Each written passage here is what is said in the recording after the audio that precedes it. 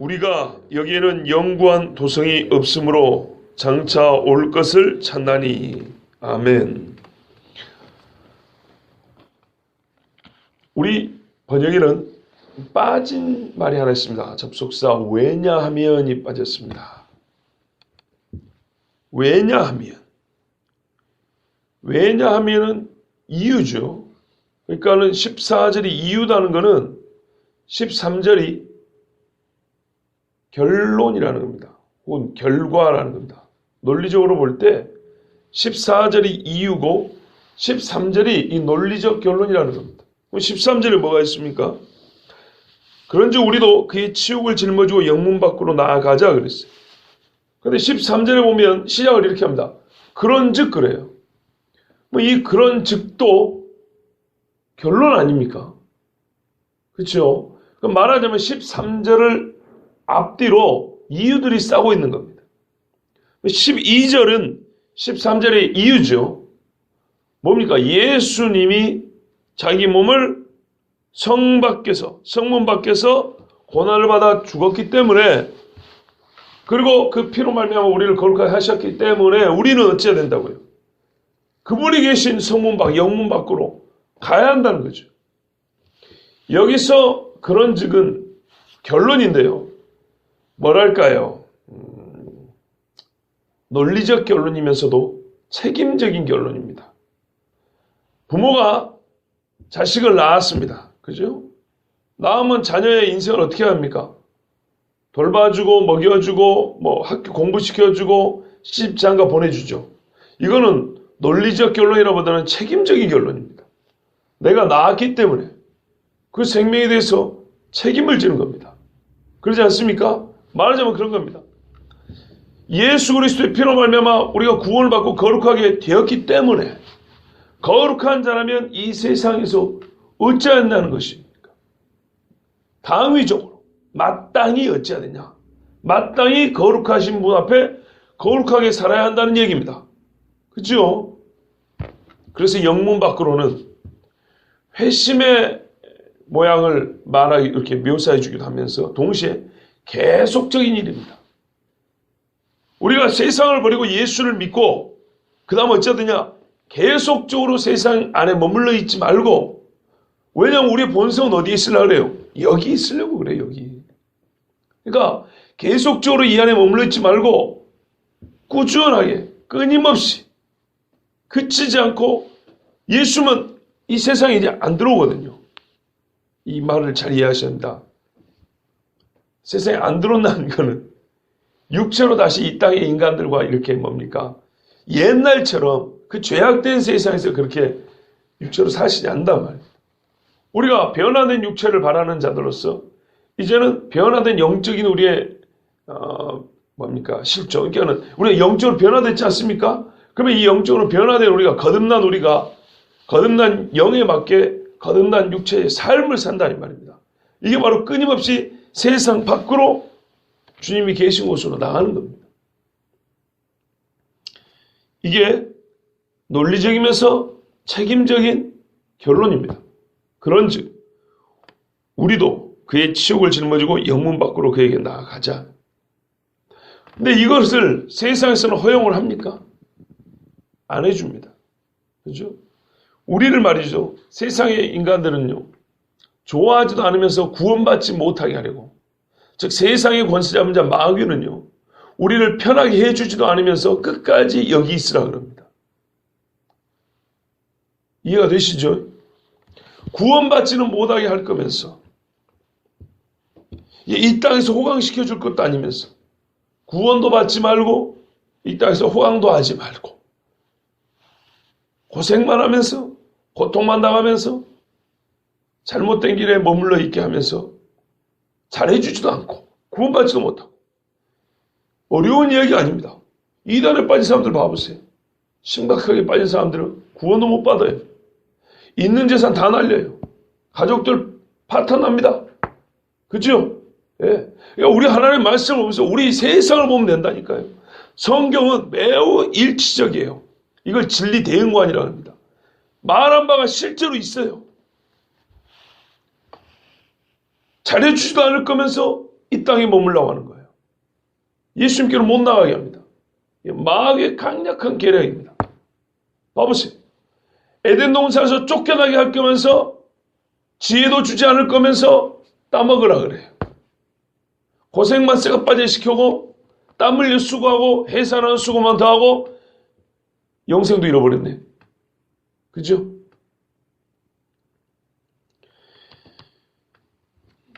바로 이 땅이 그렇다는 겁니다. 14절은 13절의 이유이면서 또한 13절의 삶을 살아가는 우리의 이 땅에서의 실존을 말해줍니다.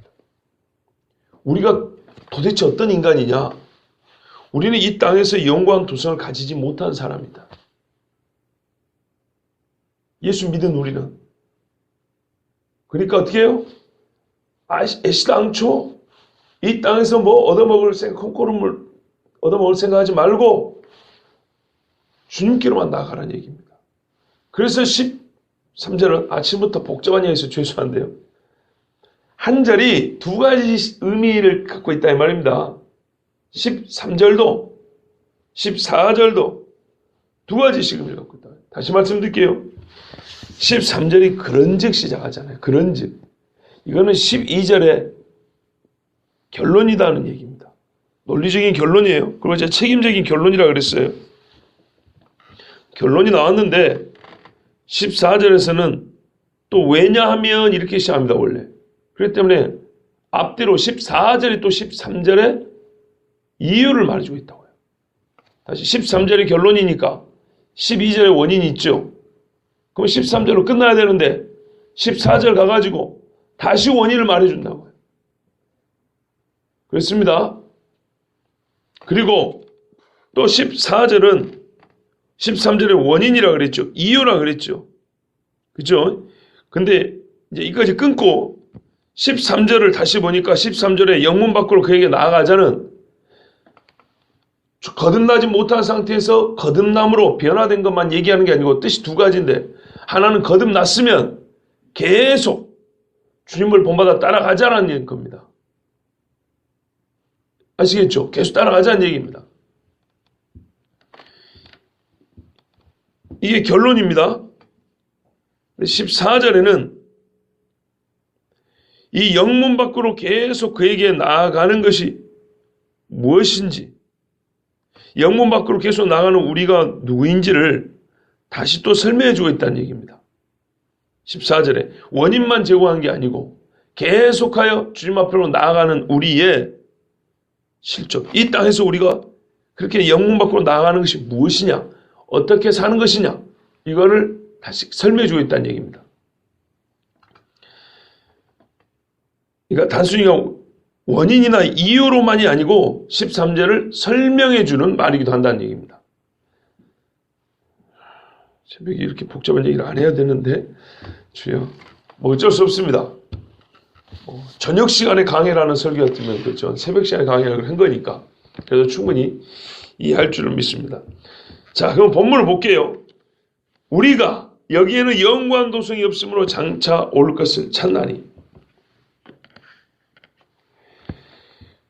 아까 말씀드린 한번 보십시오. 영문 밖으로 그에게 나아간다. 15절까지 보면은 이 회심 이후의 사건까지 말한다는 것이 분명해집니다. 왜냐하면 그 뒤에 영문 밖으로 나아가는데 그게 뭐예요? 그러니까 도대체. 그게 14절, 15절 계속 나와 있다 이 말입니다. 자, 오늘 말씀은요, 이렇게 영문 밖으로 나아가는 그리스도인의 이 땅에서의 삶 그 자체, 그리고 우리는 무엇을 바라고 사느냐, 이거를 가르쳐주는 말씀입니다. 그러므로 우리는 계속 영문 밖으로 또 나아갈 수가 있고요. 소망을 잃지 않고 살 수가 있습니다. 우리에게는 이 땅에 영광 도성이 없기 때문입니다. 이 땅은 본질상 영원한 것이 없습니다. 본질적으로 없습니다. 더구나 그리스도인들에게는 절대로 영원한 도성이 주어지지 않습니다. 이 땅에서 영광 도성을 가지고 있지 않습니다. 오늘 본문은요, 이런 식의 표현입니다. 예수를 믿든지 안 믿든지 간에 이 땅의 모든 것은 변한다는 뜻을 담고 있는 것이 아니고, 실제 그렇긴 하지만 강조하는 바는 그게 아니고 우리가 가지고 있지 않다는 겁니다.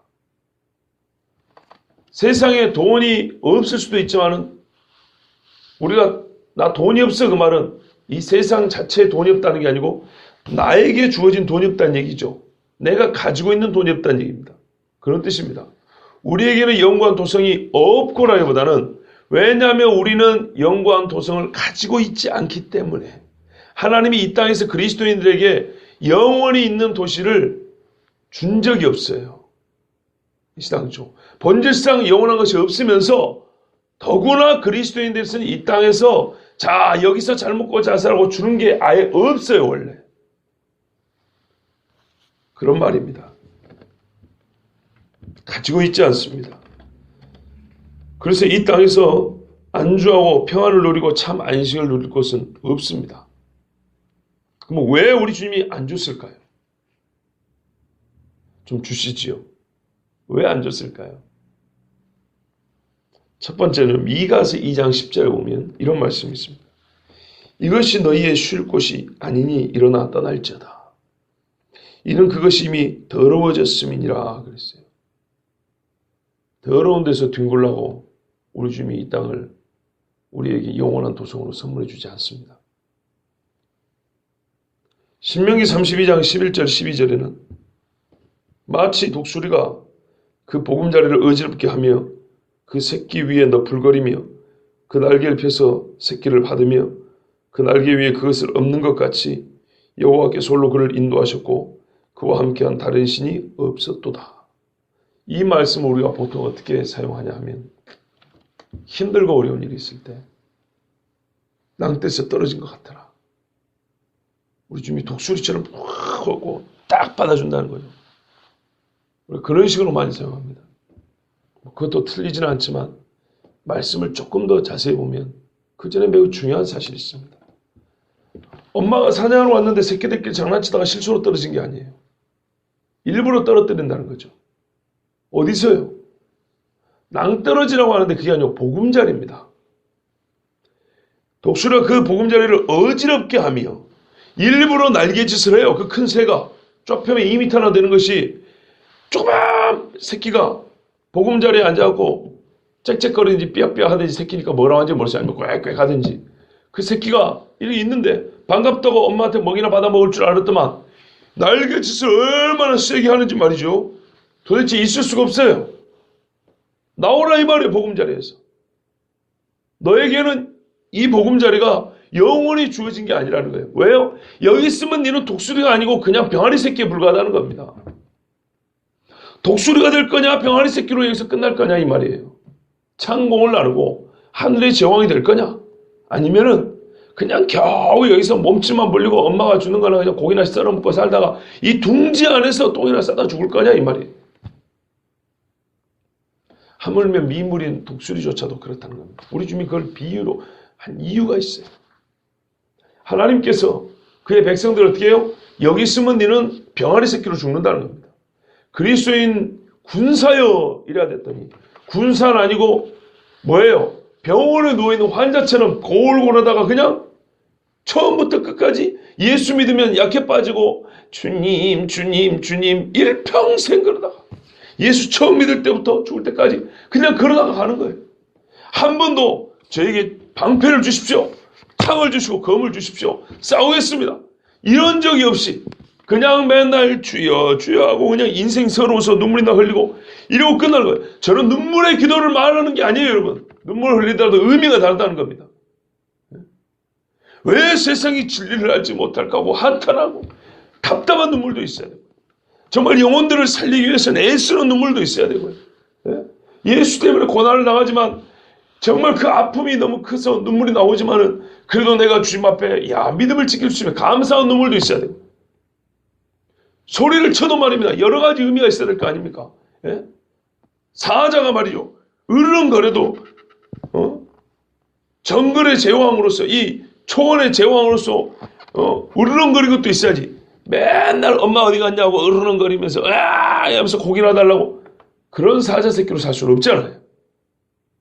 그래서 독수리가 일반 새나 뼈아의 새끼가 아니고 독수리로 살라고 그게 보금자리입니다. 분명히 성경 그 보금자리를 어지럽게 하며 더 이상 잊지 못하게 해버려요.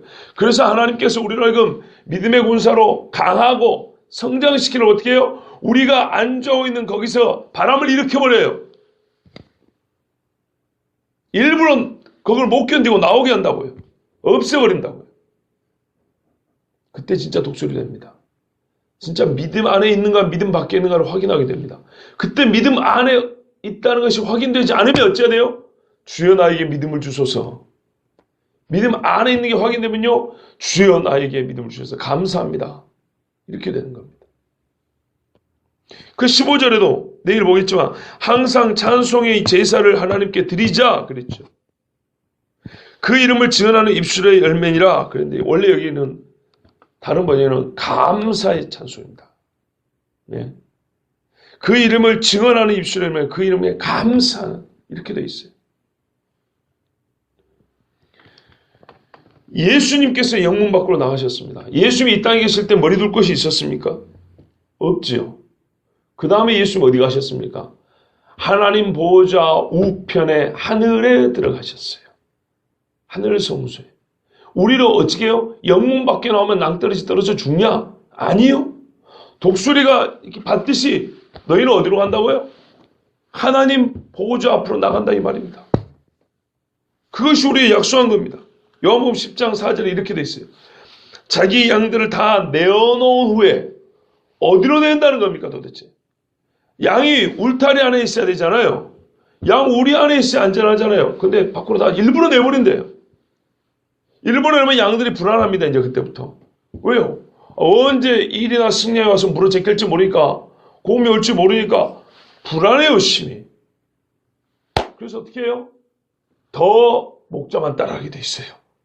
그리고 따라갔더니 불안만 없애려고 따라간 게 아니에요. 없애려고 따라간 줄 알았더니 갔더니 푸른 초장과 시냇물이 흐르는 거예요. 양들을 다 내어놓은 후에 목자를 어떻게 하냐? 너희들까지 풀 먹어라 그런 게 아니고요. 앞서가면 이렇게 돼 있어요. 따라오라 그랬죠. 앞서가면 양들은 그의 음성을 아는 거로 따라오되. 하나님 말씀은 정확합니다. 우리 밖에 내어놓으면 죽는 줄 알았더니 목자가 어디 안 가요. 내가 갈 테니까 따라오라는 거예요. 근데 양들이 눈이 어둡잖아요. 목자가 어딘데 어떻게 해요? 코가 그렇게 좋은 것도 아니죠. 눈이 밝은 것도 아니고 개처럼 말이죠. 그것도 아니에요. 뭐예요? 소리 듣고 간다고 소리 듣고. 이리 와라 하고 소리 지르면 우리 목자가 제 있구나. 그 따라고 쫓아간다고.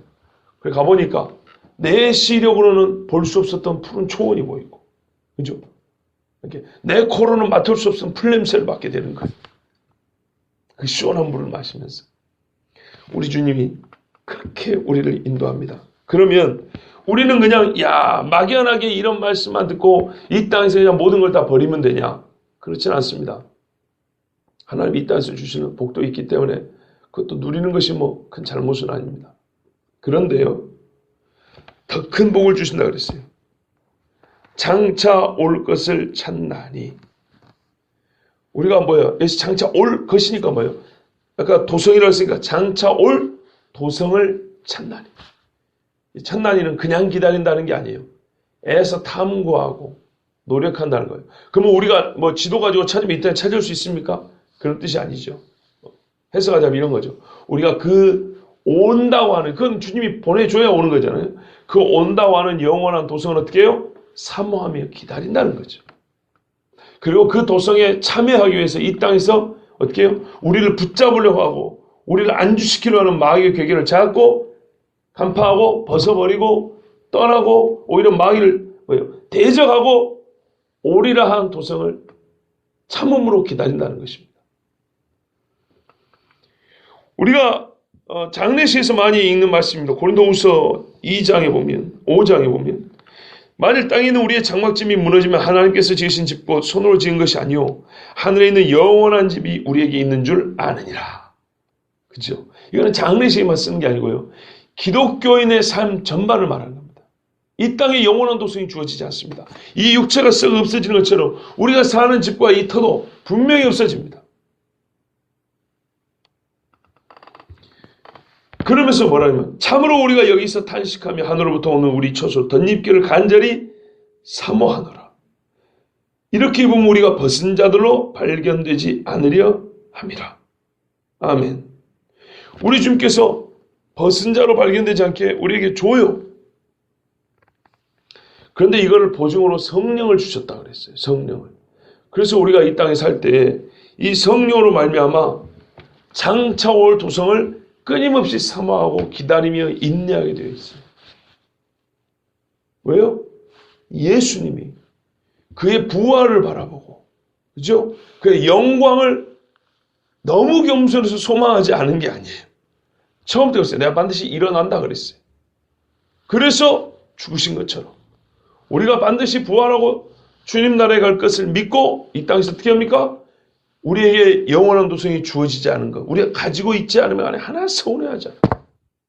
우리가 읽은 히브리서 말씀 여러분 곳곳에 장차 올 도성에 대해서 얼마나 많이 가르쳐주고 약속해 놨는지 아십니까? 예를 들어보면요.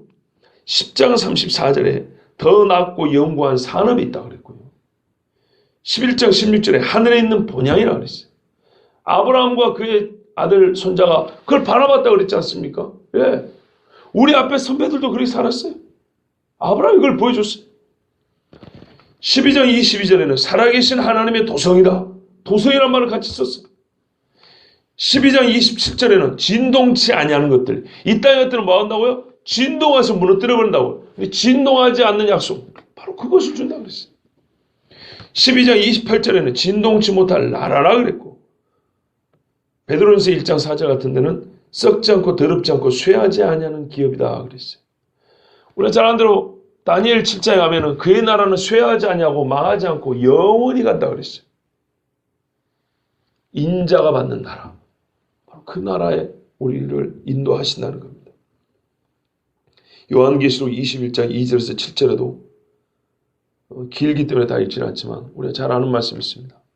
또 내가 보면 거룩한 성새 예루살렘이 하나님께로부터 하늘에서 내려오니 그 준비한 것이 신부가 남편을 위하여 단장한 것 같더라. 내가 들으니 보좌에서 큰 음성이 나서 이르되 보라 하나님의 장막이 사람들과 함께 있으며 하나님이 그들과 함께 계시니 그들은 하나님의 백성이 되고 하나님은 친히 그들과 함께 계셔서 모든 눈물을 그 눈에서 닦아주시니 다시는 사망이 없고 애통하는 것이나 곡하는 것이나 아픈 것이 다시 있지 아니하리니 처음 것들이 다 지나갔음이로라. 아멘. 여기에 뭐라 그랬습니까? 하늘에서 새 예루살렘이 내려오는데 거룩한 성 새 예루살렘이 내려오는데 그 다음에 뭐라 그러냐면요. 보라 이 성을 보고 보라 하나님의 뭐가 사람들과 함께 있다고요? 장막이 그랬어요. 그래서 제가 그 고린도후서 5장 읽을 때 뭐예요? 우리에게 하늘에 있는 영원한 집이 있어. 그죠? 그 처소로 거기서 우리가 덧입기를 바란다. 이게 바로 단순한 뭐니까 부활 때 입는 우리의 부활 육체만 말한 게 아니라 진짜로 부활한 육체가 살 집 새 예루살렘이 있다는 겁니다.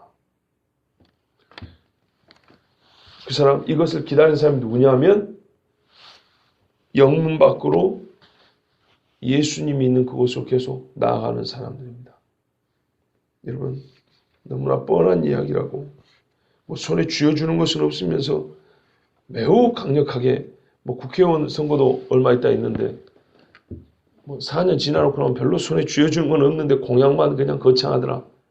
그렇게 생각할지 모르지만 그분들은 4년 안에 이룬다고 공약을 내건 거 아닙니까? 하나님 말씀은 언제가 시한이에요? 주님 다시 오실 때. 그건 막연하게 살아니 아니죠. 성경의 증거는 지금 내 손에 쥐어진 게 없지만은 내 눈으로 보고 귀로 들을 수 있는 것은 이 세상에 널려 있습니다. 창세부터 지금까지 이 온 약속이 널려 있습니다.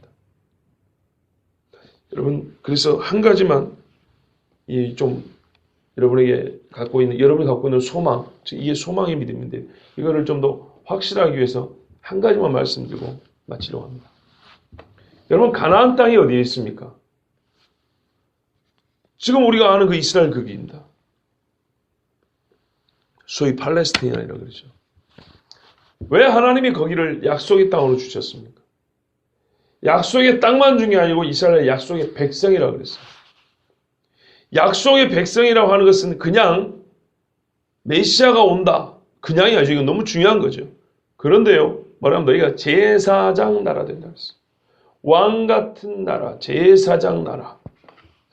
세상의 중추적인 역할을 하는 겁니다. 이 세상과 하나님 사이에서 메시아가 탄생할 민족이 되하여, 그죠? 메시아를 중심으로 하여 메시아를 증거하는 세상의 중심에서 나라가 된다 그랬습니다. 옛날에 중국은요, 자기들이 중심이라고 중화민국이라고 했어요. 중화. 자기들이 중심이래요. 오른쪽으로 하면 바다밖에 없는데.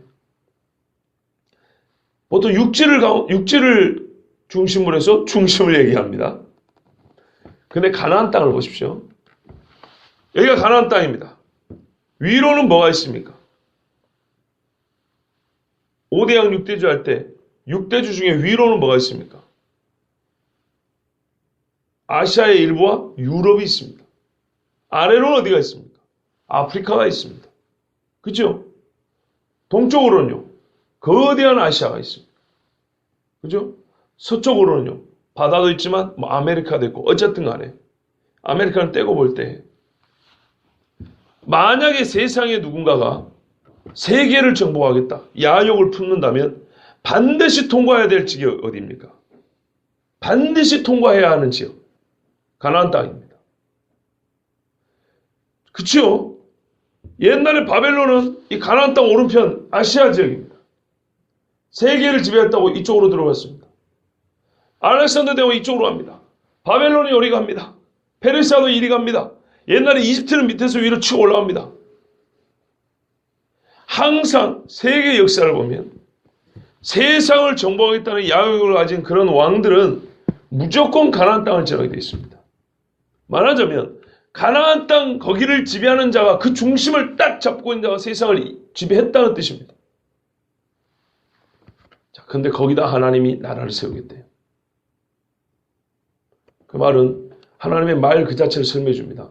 내가 너희를 세상의 중심이 되고 제사장 나라 되게 하겠다 그랬어요. 그리고 딱 가운데 떴으니까 나의 증인이 된다 그랬죠. 그죠? 근데 이 가나안 땅이 이 가운데 있다는 말이 어떤 의미를 또 갖고 있냐? 매우 위험하다는 겁니다. 보통 또라이가 아니면 여기다 나라 안 세운다는 얘기입니다. 왜요? 여참은 전쟁이에요. 아니 일본도 말이야, 대도정명이라고 옛날에 일제시대 때, 일제가 아니고 임진왜란 때 명나라 치겠다고 조선아 땅 좀 빌려달라 이러고 왔어요. 지나가는 땅이라고 했지만 실제로 어떻게 해요? 밟고 가는 거예요. 그러니까 약한 나라가 세워질 것이 아니고 강한 나라가 세워져야지, 어지간한 나라가 팔레스타인에 세워지면 이거는 주인이 계속 바뀌면서 그 동네 사는 사람들은 맨날 피바람으로 죽는 겁니다. 칼에 죽어요. 그래서 이스라엘의 소위 정치적으로 볼 때 그 나라의 운명이 기구하지 않습니까? 그런데 보십시오.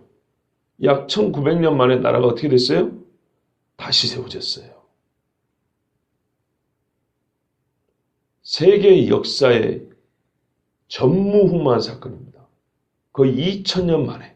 그것도 나라를 세우면 바로 망하기 좋은, 나라를 세우면 안 되는 그 자리에, 세계를 정복할 만한 힘이 없고서는 나라를 세우면 절대 안 되는 그 자리에 흩어져 있어 나라 없던 찌끄레기들을 사방에서 모아다가 나라를 세워놨는데, 그 조그만 나라가 어떻게 해요? 희한하게도요, 이스라엘 주변은 다 이슬람입니다. 포위가 되어 있습니다. 그런데 보세요. 함부로 건듭니까? 못 건듭니까? 못 건들죠. 이것만 봐도 하나님이 살아계신다는 겁니다. 이 정도 되면, 이 땅에서도 그 정도 지켜주신다면 영고한 도성을 장차 주님 가지고 오셔서 우리에게 영원한 장막집으로 주신다는 거 좀 믿으시면 안 되겠습니까? 약간의 우스개입니다. 여러분이 다 믿고 계시기 때문에 제가 그런 겁니다. 믿는 말을 더 확실하게 하는 하나님의 말씀입니다. 영구한 도성을 찬 그리스도인으로 이 땅을 살아가시고 반드시 하늘로부터 내려오는 새 예루살렘 영구한 도성에 거주하는 시민이 되시길 축복합니다. 기도하겠습니다.